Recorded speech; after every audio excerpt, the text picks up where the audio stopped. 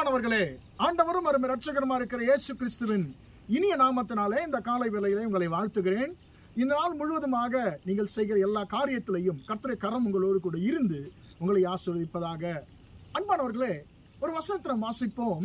சங்கீதம் 145 சங்கீதம் 18 வசனம் இப்படியாக சொல்லுகிறது: தம்மை நோக்கி கூப்பிடுகிற யாவருக்கும், உண்மையாய் தம்மை நோக்கி கூப்பிடுகிற யாவருக்கும் கர்த்தர் சமீபமாய் இருக்கிறார் என்று சொல்லி வசனம் சொல்லுகிறது.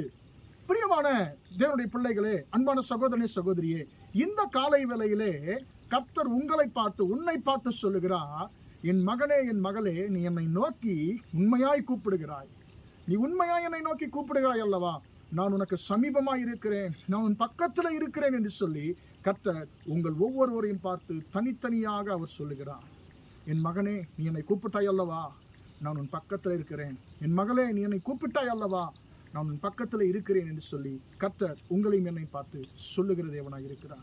அன்பானவர்களே, பொதுவாக நாம் மனுஷர்களை கூப்பிடும் பொழுது மனுஷர்கள் சில நேரத்திலே நம்முடைய வார்த்தைகளுக்கு செவி சாய்க்க மாட்டாங்க, நம்முடைய வார்த்தைகளை காதில் போட்டுக்கொள்ளவே மாட்டாங்க.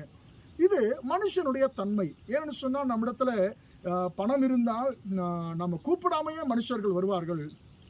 ஆனால் நம்மிடத்துல ஒன்றுமில்லாத பொழுது நம்ம கூப்பிட்டாலும் மனுஷர்கள் பக்கத்தில் இருந்தாலும் தெரியாதது போல, விளங்காதது போல மனுஷர்கள் நடிப்பார்கள். இதுதான் மனுஷனுக்கு இருக்கக்கூடிய சுபாவம். ஆனால் உன்னதமான தேவனை குறித்து, இயேசு கிறிஸ்துவை குறித்து வசனம் என்ன சொல்லுகிறது? தம்மை நோக்கி கூப்பிடுகிற யாவருக்கும், உண்மையாய் தம்மை நோக்கி கூப்பிடுகிற யாவருக்கும் கர்த்தர் சமீபமாக இருக்கிறார், அதாவது அருகிலே இருக்கிறார், பக்கத்தில் இருக்கிறார் என்று சொல்லி வசனம் சொல்லுகிறது. பிரியமானவர்களே, பரிசுத்த வேதாகமத்திலே அநேகர் ஆண்டவராகிய இயேசுவை நோக்கி கூப்பிட்டார்கள். அவர்கள் எல்லோரும் நீங்க பார்த்தீங்கன்னு சொன்னால், ஒரு சிலர், அநேகர் ஏழைகளா இருந்தாங்க. நீங்க பார்க்கும்பொழுது உதாரணமாக ஆதியாகமத்திலே ஒரு பெண்ணை குறித்து வாசிக்கிறோம். 21 அதிகாரத்தில் ஆகார் என்ற பெண்ணை குறித்து வாசிக்கிறோம். அந்த பெண் கர்த்தரை குறித்து அறிந்த ஒரு பெண் அல்ல, அவள் கர்த்தரை குறித்து பெரிதாக அறியாத ஒரு பெண், அந்நிய பெண். எகிப்து தேசத்தை சேர்ந்ததான ஒரு அந்நிய பெண்ணாய் அந்த பெண் இருக்கிறாள். அவள் தன்னுடைய கணவனாலே அவள் வீட்டை விட்டு விரட்டப்படுகிறாள். விரட்டப்பட்ட பொழுது அவளுடைய கரத்திலே ஒரு மகன் இருக்கிறான், அவளுக்கு பிறந்த ஒரு மகன் இருக்கிறான். அந்த மகனும் அவளும் வீட்டை விட்டு விரட்டப்படுகிறார்கள்.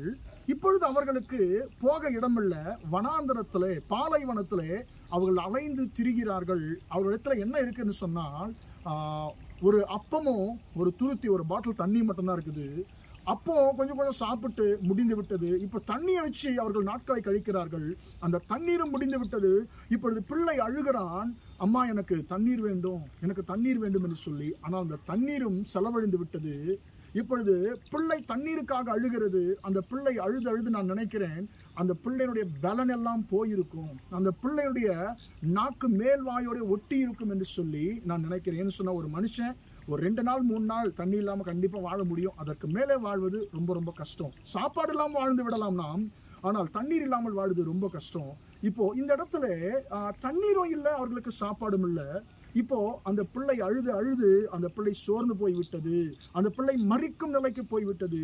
தாயாருக்கு செய்வதற்கு ஒன்றுமே இல்லை, எல்லாம் கைமீறி போய்விட்டது. இப்பொழுது தாயார் ஒரே ஒரு காரியத்தை செய்கிறாள்.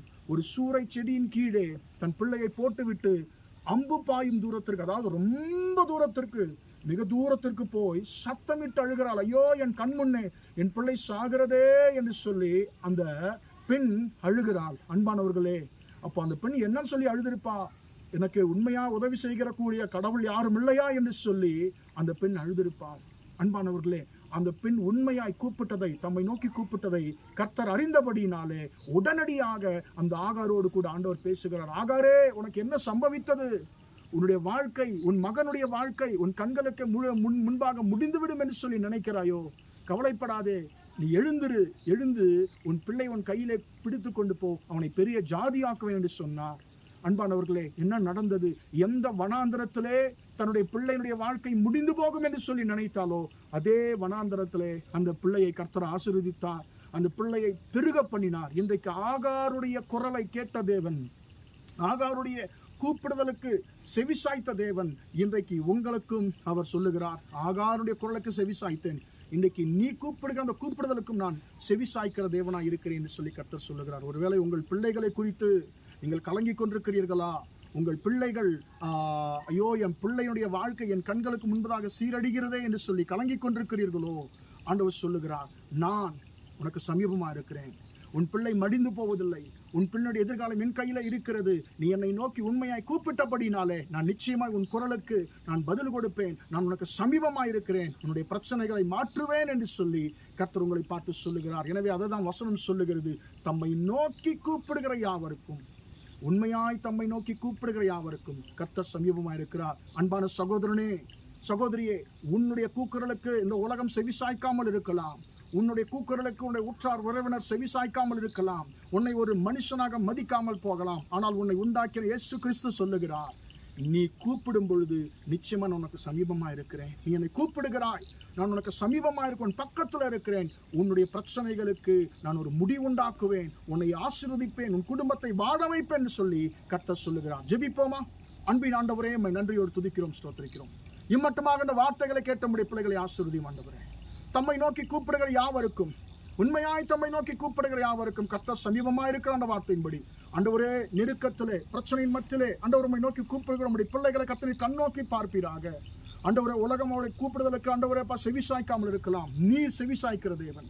ஆண்டவரே, பிரச்சனையின் மத்தியில் இருந்து உம்மை நோக்கி கூப்பிடுகிற நம்முடைய பிள்ளைகளுக்கு கர்த்தர் செவிசாய்க்கும்படியா ஜெபிக்கிறேன். இயேசுவின் நாமத்தினாலே அவருடைய கடினமான சூழ்நிலைகள் மாறுவதாக என்று சொல்லி ஜெபிக்கிறேன். கர்த்தர் ஆசீர்வதிப்பீராக. இந்த நாள் முழுவதுமாக ஆண்டவர் உம்முடைய பிள்ளைகள் செய்கிற எல்லா காரியத்திலையும் உம்முடைய கரம் கூட இருந்து ஜெயத்தை கொடுக்கட்டும் என்று இயேசுவின் நாமத்தில் ஒப்புக் கொடுத்து ஜெபிக்கிறேன், ஜீவனுள்ள நல்ல பிதாவே. ஆமேன், ஆமேன். பிரியமானவர்களே, கர்த்தர் உங்களை ஆசீர்வதிப்பார். Praise the Lord.